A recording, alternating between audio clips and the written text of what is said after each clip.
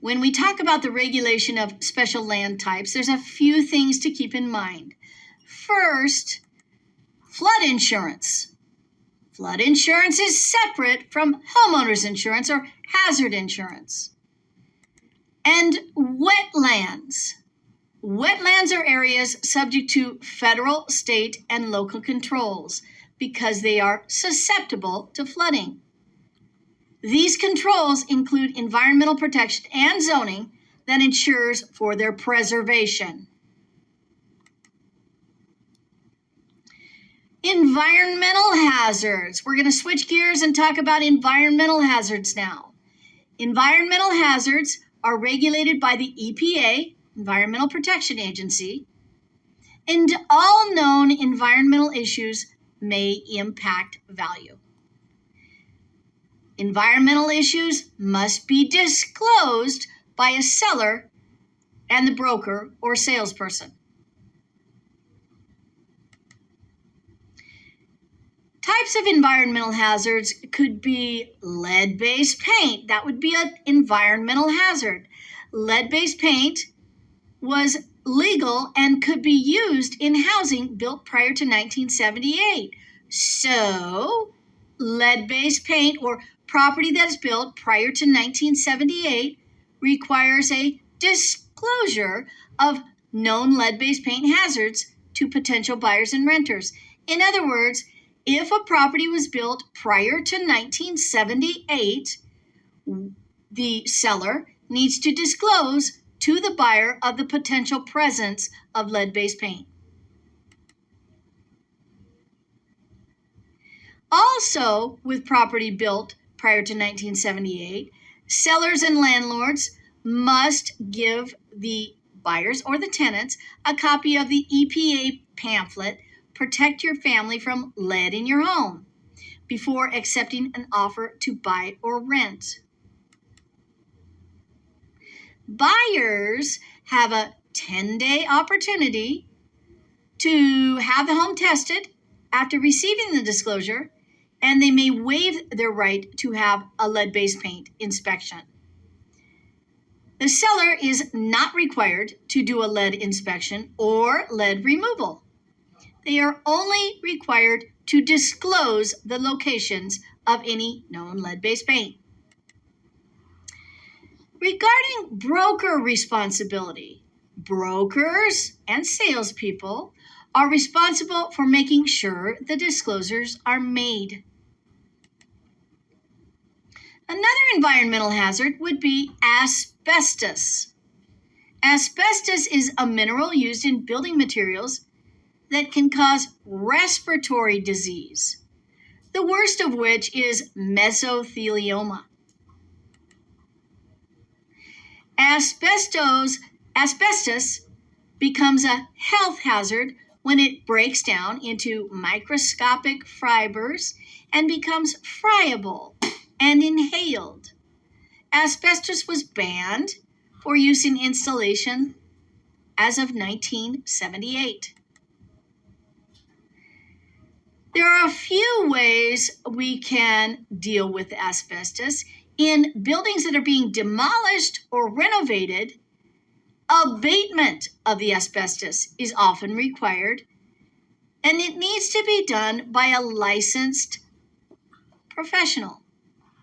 Encapsulation is another way to deal with asbestos, and that is sealing the asbestos in its place. It's sometimes a better choice than the removal because it prevents the fibers from becoming airborne and inhaled. Another environmental hazard is radon. Radon is a radioactive gas created by the decay of uranium in the soil. Radon is suspected of causing lung cancer, so it must be disclosed. It is an environmental hazard. Radon is typically mitigated by sealing cracks and adding a ventilation system to move the gas outside the home. Again, Brokers must disclose known radon problems. Another environmental hazard, carbon monoxide. Carbon monoxide is an odorless gas that's a byproduct of combustion, such as burning fuels, as in a furnace or wood-burning stove.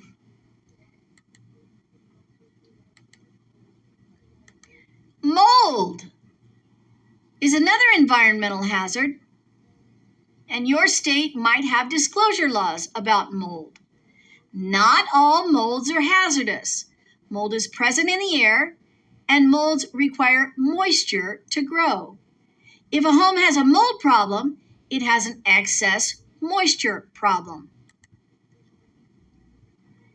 If mold is found in the walls or other areas of a home, it may be considered toxic and would require remediation.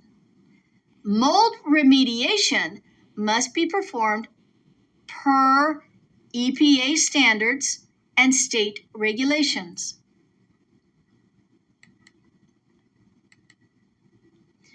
Another environmental hazard, groundwater contamination. Groundwater is always subject to contamination.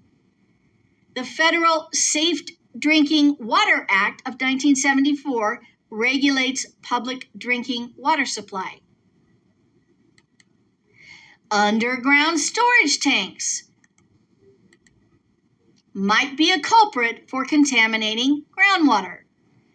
When underground storage tanks containing petroleum products or industrial chemicals leak, this causes serious groundwater contamination. Underground storage tanks are subject to both federal and state laws. The EPA, or Environmental Protection Agency, regulates the federal underground storage tank program. Waste disposal sites might be another environmental hazard that requires disclosure.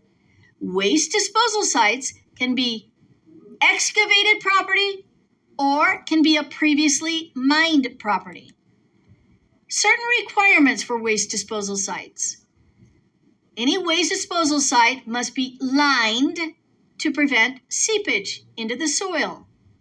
Waste disposal sites must be capped with soil for aesthetic reasons.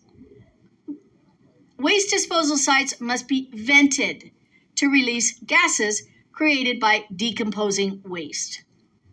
Brownfields are another possible environmental hazard.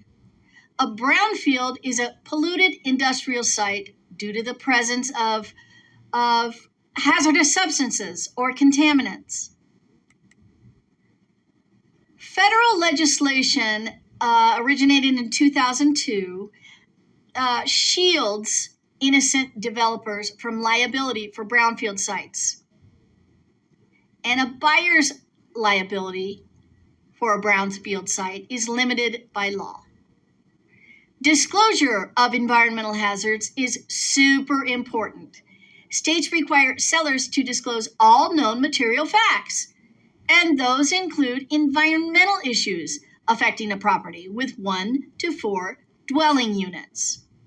State laws also require real estate licensees to disclose any known material facts, and those include hazardous materials or conditions in the real estate transaction. In some states, licensees may be liable if they should have known about a condition, even if the condition is not disclosed by the seller. The standard in that state would be known or should have known, would require disclosure.